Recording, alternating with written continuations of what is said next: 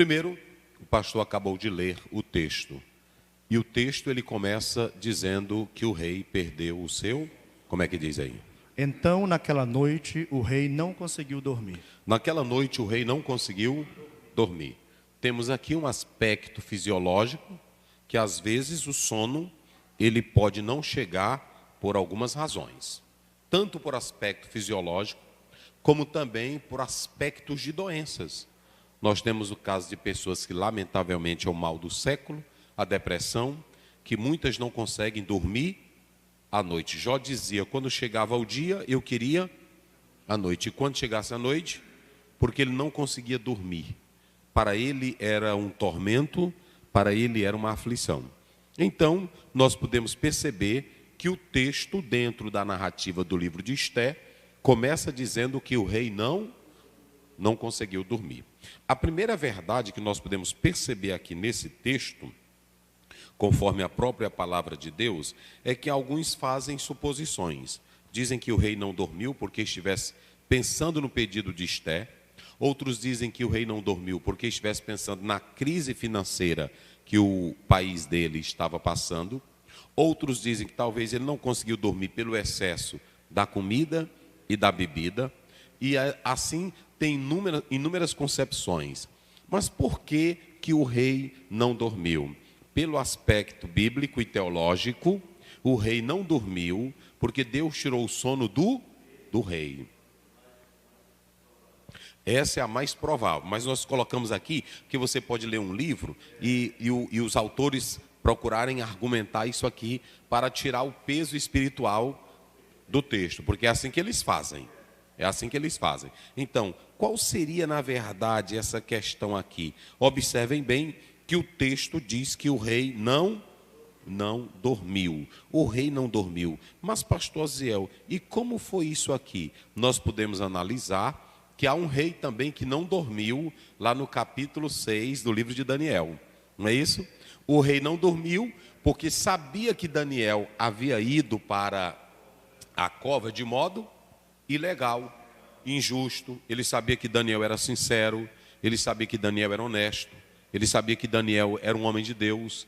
Por isso ele disse, na noite ele não quis comer, ele não quis instrumento e ele não conseguiu dormir. Ou seja, a preocupação com Daniel tirou o sono. Veja a diferença. Quando você vai para Atos 12, a Bíblia diz que Pedro, sabendo que ia morrer no outro dia, o que foi que ele fez? Dormiu a noite. Irmãos, isso aqui, ele dormiu tanto. Vamos lá para esse texto. Atos 12. Ele dormiu tanto, irmão, que o anjo teve até um probleminha para acordar ele. Teve que empurrar ele, não foi? Pronto, ele teve que empurrar, está bem aí. Aí vamos lá, é o verso 7. 7. Na noite antes de Pedro ser levado ao julgamento, ele dormia, preso com 2 correntes entre 2 soldados, e outros montavam guarda na porta da prisão. De repente, uma luz intensa brilhou na cela, e um anjo do Senhor apareceu, tocou no lado de Pedro para acordá-lo. E disse, depressa, levante-se. Depressa, rapaz. Irmão, a pessoa saber que vai morrer, porque Herodes tinha acabado de mandar matar quem? Tiago. E ele sabendo que tinha mandado matar Tiago, então ele sabia que não ia escapar. Não é isso? Olha, isso aqui é o trabalhar de Deus. Por isso que é lindo a Bíblia. Isso aqui é chamado de soberania divina e coisas que nós não entendemos. Como é que Deus libertou Tiago e não libertou Pedro? Será que a igreja não estava orando também pelo Tiago? Estava. E a Bíblia diz que a igreja estava em constante orar, mas aquele já era o dia que Deus iria recolher quem? Recolher Tiago. E aí a Bíblia diz que no outro dia o anjo liberta Pedro, mas antes de libertar, Pedro vai fazer o quê na cadeia? Ele vai dormir. Porque quem está nas mãos de Deus faz como os 3 jovens, do capítulo 3, 17 a 18 de Daniel. Pronto, não importa. Se Deus quiser livrar, e se Ele quiser nos dar vitória, mesmo assim nós vamos continuar servindo a quem? Assim vive o crente. Olha para cá, bota para cá, Caio. Crente não anda desesperado. Crente não tem medo do presente, do futuro ou do que vai acontecer amanhã. crente vive nas mãos de quem? De Deus, porque Deus é quem controla a nossa vida.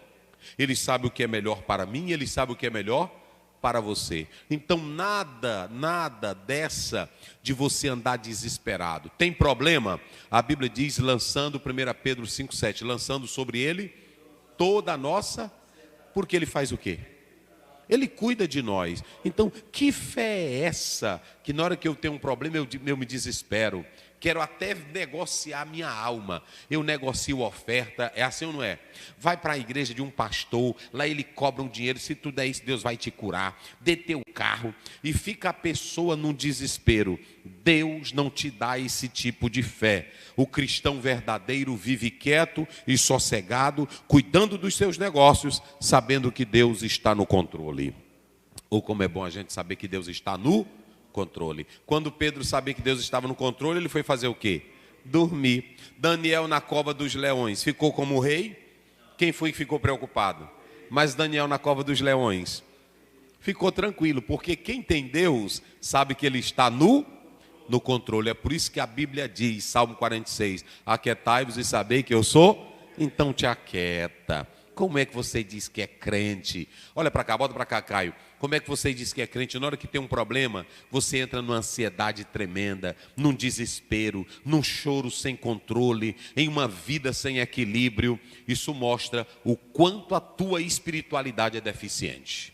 O apóstolo São Paulo estava preso e lá na cadeia, Filipenses 4,13, como foi que ele disse? Eu já sei estar tranquilo em tudo. Se tiver muito, eu sei. E se tiver pouco? Ele diz, eu já aprendi. Deus ensinou para ele. Quando ele usa Filipenses 4,13, quando ele diz, posso todas as, é porque ele estava dizendo, eu tenho o equilíbrio que vem do Espírito Santo, do Deus Todo-Poderoso. É assim a vida do crente. É assim